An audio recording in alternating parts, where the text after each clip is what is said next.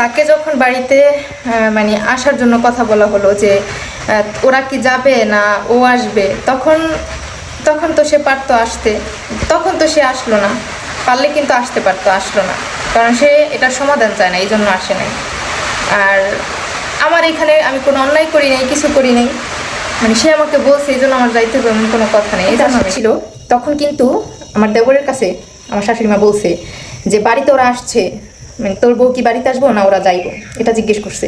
ভাইয়া বলছে যে যাওয়ার দরকার নেই, দেখ কি হইব, কিছুই হবে না। ঘর ঝাড়ু দেওয়া, উঠান ঝাড়ু দেওয়া, থালাবাটি ধোয়া, খাবার দাবার ঘরে নেওয়া, মানে যত কাজ আছে বাকি বাকি 5টা কাজ সব আমি করতাম, আর হচ্ছে রান্নাবান্নাটা সে করতাম। শুধুমাত্র কি তারাই আমাকে নিয়ে ভিডিও বানাইছে বলেন? আমি যখন আমার হাজব্যান্ডের কাছে যাবো না বলছিলাম, আমাকে নিয়ে তো একটার পর একটা ভিডিও আমার স্বামীর ছোট ভাইয়ের বউ করছে, ওদেরকে ভাই বোনদের বেশি ভালোবাসে, তোমার ছেলে মেয়েকে কখনো আদর করে নাই। আসসালামু আলাইকুম, আপনারা সবাই কেমন আছেন? আশা করি অনেক ভালো আছেন, যে যেখানে আছেন সুস্থ আছেন। আলহামদুলিল্লাহ, আপনাদের দোয়া ভালোবাসা আমরা অনেক ভালো আছি। তো প্রতিদিনের মতো চলে আসলাম আপনাদের জন্য কিছু কথা বলার জন্য। আজকে আপনারা আমাকে আমি গত 3-4 দিন আগে একটা ভিডিও আপলোড করেছিলাম, এখানেই দাঁড়াই আপনারা দেখছেন। তো আমার হাজব্যান্ডের ভিডিও নিয়ে কাইটা ছাড়ছিল, সেই বিষয়ে কিছু কথা বলছি। তো সেটা নিয়ে কিন্তু অনেক কিছু হয়ে গেছে। তো সেই ক্ষেত্রে থেকে আমাকে আমার ননদদের নিয়েও আমাকে কিছু কমেন্ট করতেছেন। তো আমি কিন্তু এখানে দাঁড়াইয়া সেদিন ভিডিও করছিলাম, আজকেও এখানেই দাঁড়াই আছি। আর আমি তারও 3 দিন আগে আমাদের বাড়িতে আইছি আমার মেয়েটা অসুস্থ দেখা। আমি যখন আমার নিজের সাথে লড়াই করে পারি না, তখন হচ্ছে আমি মায়ের কাছে চলে আসি। আমি নিজেও যদি অসুস্থ হয়ে যাই, আমার মেয়েটাও যদি অসুস্থ থাকে, তখন দেখা যায় যে একটা মানে খারাপ অবস্থা হয়ে যাবে। এই জন্য আমি মায়ের কাছে চলে আসি, সব সময় এরকম করি। আগে আমি বাড়িতে থাকি, এরপর যখন দেখি আমি নিজেই অসুস্থ হয়ে পড়তেছি, তখন হচ্ছে আমার মায়ের কাছে আসি। যাই হোক, সেই ভিডিওটা বানানোর পরে আমরা বাড়িতে 2টা বউ, তো বাড়ির ছোট বউ সে হচ্ছে বাড়িতে আসছে, আয়সা নাকি বলছে আমি তাকে ওই ভিডিওতে গালি দিছি, থাপ্পড় মারতে চাইছি, জুতা পিটাইছি, তারপর বাড়িতে আসতে দেবো না এটার হুমকি দিছি, যার একটাও আমি বলি নাই। তো সেই ধরনের মানুষকে কি বলতে হয় বলেন? যার একটাও আমি বলি নাই, সেটা সে বাড়িতে গিয়া বলছে আমার শাশুড়ি মার কাছে আমি নাকি এইসব এই ভিডিওতে বলছি। যার একটাও আমি বলি নাই, আমার যতটুকু দরকার জাস্ট ততটুকুই বলছি। আর সেটা বলা তো তার প্রবলেম হয়ে গেছে, মানে আমার হাজব্যান্ডের ভিডিও থেকে ভিডিও কেটে নিচ্ছে, তাতে আমার বলার কি আছে এরকম? আর আপনারা অনেকে আমাকে কমেন্ট করছেন আপনার স্বামীর সাথে হয়েছে, আপনার তো সমস্যা কোথায়? আচ্ছা, একটা কথা বলেন, যদি স্বামীর সাথে একটা জিনিস হয়, তার পাশে যদি একটা স্ত্রী না দাঁড়াইতে পারে, বা স্ত্রীর সাথে একটা ঘটনা ঘটে তার পাশে একটা স্বামী না দাঁড়াইতে পারে, তাহলে সেটা কেমন হলো? আমি এই মিডিয়া জগতে আমার হাজব্যান্ডের বিষয়ে অনেক কিছু বলছি, যেটা সত্যি সেটা বলছি। সে আমার সাথে অন্যায় করতেছিল, আমি সেটা বলছি। এখন এটা যদি আপনাদের কাছে মনে হয় যে খারাপ, এই মহিলা খারাপ, এই মহিলা স্বামীর বিষয়ে সে এখানে কথা বলছে, আর ভাই আমার দরকার ছিল আমি বলছি। যেহেতু আমি মিডিয়া জগতে কাজ করি, মানুষ আমাকে জিজ্ঞেস করছে, জানতে চাইছে হঠাৎ কি এমন ঘটছে, আমি সেই ক্ষেত্রে বলছি। আমি তো অন্য কারো সম্বন্ধে বলি নাই, আমার স্বামীর সম্বন্ধে বলছি। এরপর বলি আমার তারপর ওই ভিডিওটা বানানোর পর সে বাড়িতে আইসা মানে টোটালি আমাকে হুমকি দিছে, আমি বাড়িতে আসছি, পারলে তুই বাড়িতে আমার সাথে কথা বল। আরে ভাই, সে কি যে আমাকে বলতেছে তুই পারলে আমার কাছে আয়? প্রথমত আমি কোনো অন্যায় করি নাই, তারপর সে আমাকে বাড়িতে যাইতে বলতেছে, বাড়িতে আয়, তারপর এখানে এসে আমার সাথে কথা বল। আমার যখন দরকার হবে আমি তখন যাব। আমার বিষয়টা হচ্ছে এমন, সে আমার বাবাকে নিয়ে গালাগালিজ করলো। এখন যে আমাকে এই যে আমার বাবাকে নিয়ে হুট করে একটা কথা বললো, তার বাবাকে নিয়ে, মৃত বাবাকে নিয়ে একটা কথা শুনতে হলো, অবশ্যই তার খারাপ কাজে লাগছে। তো আমার বাবা মা আমার ফ্যামিলির ভিতর কখনো ঢুকেও নেই। আমি আমার হাজব্যান্ডের সাথে এত ঝগড়াঝাটি, লড়াই, এটা সেটা করি, কখনো আমার বাবা মা এর মধ্যে ইনভলভ হয় না। যদিও হতে চাই, আমি এক কথা বলি, তোমরা কখনো আমার সংসারের ভিতরে যায় কথা বলবে না। কিন্তু এই কাজটা কিন্তু অনেক ফ্যামিলিতে হয়। তার মা থাকলে মা গিয়া ঝগড়া করে, বাবা থাকলে বাবা গিয়া ঝগড়া করে। আমার মেয়ের সাথে ঝগড়া হয়েছে, আমিও ঝগড়া করবো, মানে মাজায় গামছা বেঁধে ঝগড়া করে। তো সেটা আমি অ্যালাউ করি না, আমি এই জিনিসটা পছন্দই করি না। তো এই কারণে হচ্ছে আমার যাওয়া হয়নি। আমি আসছি আমার একটা কাজে, আমি বাড়িতে, সে বললেই আমার যাইতে হবে এমন কোনো কথা নেই। তাছাড়া যে অপবাদগুলো আমাকে দিছে সেগুলো হচ্ছে মিথ্যা, একটা মিথ্যা কথা বলে হচ্ছে বাড়িতে ঢুকছে, আর হচ্ছে একটা ভিডিও করার পাইছে। তো আমার যেমন শ্বশুর শাশুড়ি, তারও তেমন শ্বশুর শাশুড়ি, সে মানে তাদের কিনা যা খুশি তা ভিডিও বানাইতে পারে, আমার কোনো প্রবলেম নাই।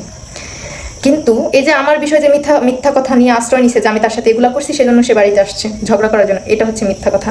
আপনারা অনেকে সাপোর্ট করেন তাকে, সে ভালো, আলহামদুলিল্লাহ। প্রত্যেকটা মানুষের কাছে কিন্তু ভালো থাকতে পারে না।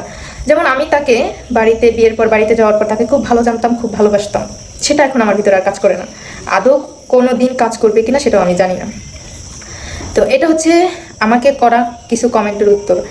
এটা ভেবে নিয়েন না আমি হচ্ছে ঝগড়া করার জন্য এখানে নামছি, তার বিষয়ে কিছু কথা বলার জন্য এখানে নামছি। আমি আমার কাজের জন্য মানে এখানে আসছি, আর আমি তার বিষয়ে কোনো ভিডিও বানাইনি, তাতে আমাকে ভিডিওতে বাড়িতে যাওয়ার জন্য আহ্বান জানাইছি, আমি কেন গেলাম না। আমার ননদটা যখন বাড়িতে আসছিল তখন কিন্তু আমার দেবরের কাছে আমার শাশুড়ি মা বলছে যে বাড়িতে ওরা আসছে, মানে তোর বউ কি বাড়িতে আসবো না ওরা যাইবো, এটা জিজ্ঞেস করছে। ভাইয়া বলছে যে যাওয়ার দরকার নাই, যাই কি হইব, কিছুই হবে না, অযথা ঝামেলা বাড়ানোর দরকার নাই। তার মানে কি, সে হচ্ছে মিশতে চাইতেছে না। এটা কিন্তু কোনো ঝগড়া লাগানোর বিষয় না বা ঝগড়া করারও বিষয় না। তখন কিন্তু আমি যাইতে চাই নাই। আমার ননদ বাড়িতে এসে বলতেছিল যে মানে ভাবি চল যাই, আমরাই যাই ওইখানে। আমি বলতেছি না আপনাদের দরকার আপনারা যান, আমি যাবো না, তার সাথে আমার কথা বলার দরকার নেই। তারপর আপু আমাকে বারবার বললো, আমি বললাম যে আচ্ছা তাহলে ঠিক আছে যাবো। এরপর ভাইয়া যখন ফোন দিল তখন বললো যে যে মাকে বললো জিজ্ঞেস করো যে আমরা যাবো না সে আসবে। তখন তো একটা সুযোগ ছিল সবার সাথে মিশে যাওয়ার, এই ঝামেলাটা একটা মানে এই ঝামেলাটার চ্যাপ্টারটা ক্লোজ করার, কিন্তু তখন কিন্তু সে আসে নাই। তখন কিন্তু একটা ঝামেলা মানে ক্লোজ করার জন্য তাকে ডাকা হয়েছে, সে তখন আসে নাই। আর যেখানে সে মানে কয়েকদিন আগে আয়সা বলছে মানে আমাকে যাওয়ার জন্য, আমি তখন কোনো অন্যায় করিনি, আমি মানে কোনো কিছুই করি নাই। সেক্ষেত্রে সে আমাকে একটা মিথ্যা অপবাদ দিয়া মানে আয়সা ভিডিও করে গেছে। যাই হোক, যার যার মন মানসিকতা যেমন। আর একটা কথা বলি, যারা বলেন যে আমার ননদরা আমার সাথে কি করছে না করছে, আচ্ছা আমি প্রথমত ওই বাড়িতে বিয়ের পরপর কিন্তু ওরকম করে থাকতাম না। এখানে দেখা যায় 7 দিন 8 দিন তারা বেড়াইতেছে, ততদিন, এর বেশি আমি থাকতাম না। এরপর আমি বাড়িতে শুধু রান্নার কাজটা ছাড়া ঘর ঝাড়ু দেওয়া, উঠান ঝাড়ু দেওয়া, থালাবাটি ধোয়া, খাবার দাবার ঘরে নেওয়া, মানে যত কাজ আছে বাকি 5টা কাজ সব আমি করতাম। আর হচ্ছে রান্নাবান্নাটা সে করতো, আমি ওটা করতাম না, আমি পারতাম না, সোজা কথা। আমি যে কাজগুলো পারতাম সেই কাজগুলোই সবসময় করতাম। তো এটা কিন্তু আমার কোনো নাম নাই যে আমি এই কাজগুলো করছি, শুধুমাত্র রান্নার কথাটাই আসে যে রান্না করছে। তো যাই হোক, ওরকম করে নিজেও চেষ্টা করি নাই কখনো, যেহেতু সে আছে এটা ভাবছি। তো এখন কিন্তু আমি সে যাওয়ার পরে কিন্তু টোটালি কম বেশি সব কাজই করি বাড়িতে যখন আমার ননদটা আসে। তো এটা হয়তো স্বাভাবিক একটা বিষয়, আমি কোনো কাজকর্ম পারতাম না ওরকম করে, হয়তো ওরকম করে করতাম না, এ বিষয়ে তাদের খারাপ লাগতো, তারা গেলে হয়তো ওরকম করে হইতো না, এজন্য তারা আমাকে নিয়ে অনেক কিছু হয়তো ভিডিওতে বলতে, বা কারো কাছে পছন্দ কারো কাছে পছন্দ না, কারো কাছে ভাই একটা মানুষ তো সবার কাছে ভালো থাকে না, ভালো থাকার মতো জায়গা থাকে না। তো তাদের কাছে যদি মনে হয়েছে আমাকে তাদের ভালো লাগে নাই, তখন না হয় তারা ভিডিওতে কথা বলছে। এখন সেটা মনে করে তো আমার সারা জীবন চলবে না, সেটা মনে করে আমার সারা জীবন চলবে না। তখন আমার ইউটিউব কোনো চ্যানেল ছিল না, আর ভিডিও জগতে কী হইতেছে না হইতেছে সেটা আমি জানি নাই। শুধুমাত্র কি তারাই আমাকে নিয়ে ভিডিও বানাইছে বলেন? আমি যখন আমার হাজব্যান্ডের কাছে যাবো না বলছিলাম, আমাকে নিয়ে তো একটার পর একটা ভিডিও আমার স্বামীর ছোট ভাইয়ের বউ করছে। আমি কেন যাব না, কেন যাইতেছি না, এখান থেকে কত ভরি স্বর্ণ চাওয়া হইলো, কি হইতেছে না হইতেছে, একটার পর একটা ভিডিও বানানো হয়েছে না। তো তখন তো আমি ইউটিউব সম্পর্কে জানিও না, বুঝিও না, ইউটিউব আসলে কি সেটাও জানি না, আর ওইখানে গিয়ে আমি ভিডিও দেখতাম না। তো যাই হোক, পিছনে অনেক কিছু ঘটে, মানে অতীতে অনেক কিছু থাকে যেটা মনে রেখা চলা যায় না। আপনারা বলেন যে বাপ্পি ভাইয়া, তিশা আপু ওদেরকে ভাই বোনদের বেশি ভালোবাসে, তোমার ছেলে মেয়েকে কখনো আদর করে নাই, এই তুমি কাজ করতে পারো না দেখা। আমি মনে করি যে এটা আসলে আপনাদের ভুল কথা। ভালোবাসাটা আসলে ভিতর থেকে আসে। আমি তো দেখি না যে আমার ছেলে মেয়েকে মানে 2 চোখে দেখে আসলে এসব করে। তো আপনাদের কাছে মনে হতে পারে সে তখন কাজকর্ম করে খাওয়াইতে দেখা তার ছেলে মেয়েকে ভালোবাসতো, আর আমি করি নাই দেখে আমার ছেলে মেয়েকে ভালোবাসে না, এটা ভুল কথা। আমার ছেলে মেয়েদেরকে তারা সবসময় ভালোবাসছে, আমি কখনো দেখি নাই যে তারা ভালোবাসে নাই। হয়তো ভিডিওতে আপনারা ওরকম করে দেখেন নাই। ঈদ আসলে আমার ছেলে মেয়েকে বকশিস দেওয়া, এরপর অসুখ বিসুখ হইলে খোঁজ খবর নেওয়া, তারপর আমি যখন একটু বিপদে পড়ি তাদের কাছে হেল্প চাই, সেটা আমাকে করে। তাহলে আমি কীভাবে বুঝবো আমাকে আমার ছেলে মেয়েকে ভালোবাসে না বলেন? ঠিক আছে, আপনাদের কথা, আপনারা বলেন যে সবাই তো তোমাকে নিয়ে ভিডিও করছে, তুমি এমন তোমাকে পছন্দ করে নাই, এটা সেটা। ভাই সেগুলা পিছনে চলে গেছে, আমি ওগুলা মনে রাখি নাই। আর বাকি জীবন যে মানে তাদেরকে ছাড়া বাঁচতে হইব, চলতে হবে, এটা আমি মনে করি না। মনে করি পিছনে যা গেছে গা সবার সাথে সম্পর্ক ভালো রাখবো, সম্পর্ক মেনটেন করে চলবো, যাতে মানে একে অপরকে জড়াইয়া বাঁচতে পারি। মানুষ বলতেই একজন আরেকজনের হেল্প লাগে, তো হেল্প ছাড়া আসলে কেউ কোনো কিছু করতে পারে না। আমি আসার পর থেকে তো দেখছি যে আমার ননদদের কাছ থেকে মানে কিভাবে কে হেল্প পাইছে। হয়তো আমি ওরকম করে চাই নাই, বাট এখন আমার দরকার হয়, আমি কি এখন চাইলে পাই না? অবশ্যই পাই। তো আমি মনে করি তাদেরকে নিয়ে উল্টাপাল্টা কথা বলাটা হচ্ছে ভুল আমার দিক থেকে। এখন কে কার জন্য কী করলো না করলো না, এটা আমি মনে করি যে যার যার ব্যক্তিগত ব্যাপার। কিন্তু আমি আয়সা তো দেখছি কার জন্য কি করছে না করছে, আমি আসার পর থেকে তো দেখে আসতেছি কার জন্য কি করছে না করছে, কাকে কিভাবে হেল্প করছে। মানে যখনই টাকা পয়সা থেকে শুরু করে যত ধরনের হেল্প তার কাছ থেকে চাইতো, সে আপ্রাণ চেষ্টা করছে তাকে সেটা দেওয়ার জন্য। তো এখন কেউ যদি অস্বীকার করে সেটা তার ব্যক্তিগত ব্যাপার, যে সে কিছু করে নাই। আমার জন্য যতটুকু করছে আমি এখনও স্বীকার করি, 5 বছর পরে গিয়েও স্বীকার করব যে আমি তার কাছ থেকে এইভাবে না এইভাবে হেল্প পাইছি। আমি গত মাসে 1 লাখ টাকা আনছি, মানে আমাদের একটা জমি রাখবো এই জন্য, মানে শর্ট আছে এই জন্য। সেই টাকাটা ফেরত দিয়ে দিব যখন, তখনই হচ্ছে বাবার ঋণের টাকাটার সমস্যা।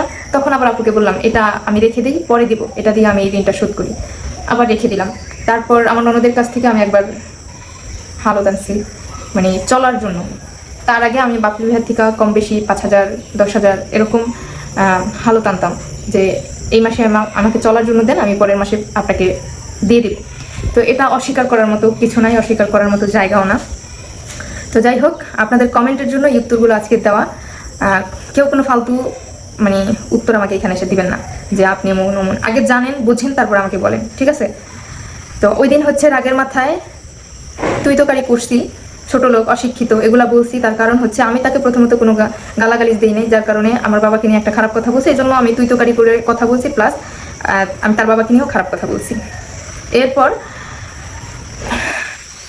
একটার পর একটা মানে ঝামেলা আছে। আমি ওই সংসারের জন্য কি করছি? কিচ্ছু করিনি। আপনাদের একটা কথা, আচ্ছা আমার সংসারের জন্য তো আমিই করবো, আমার সংসারের জন্য অন্য কেউ কিছু করে দেবে না। আমার সংসার যদি আমার টিকাইতে হয়, আমার নিজের কষ্ট করতে হবে, অনেক কিছু করতে হবে, স্যাক্রিফাইস করতে হবে। এখন কে কার সংসার বাঁচানোর জন্য, তার সংসারটাকে ঠিক করার জন্য, তার ভবিষ্যৎ করার জন্য কষ্ট করছে, সেটাকে আমি কি করবো বলেন? আমি তো আমার সন্তানের ভবিষ্যতের জন্য, আমি আমার সংসারটা টেকানোর জন্য কত কষ্ট করতেছি, কতটা স্যাক্রিফাইস করতেছি, এটা আমার কাজে লাগতেছে, অন্য কারো না। তো অন্য কেউ যে কষ্ট করছে সে কি আমার জন্য করছে? এই যে এই কথাটা যে আমাকে বলেন, সে অনেক কষ্ট করছে, সে অনেক কিছু করছে, সেটা কি আমার জন্য করছে? যার যার দরকারের জন্য করছে, আমার জন্য করে নাই।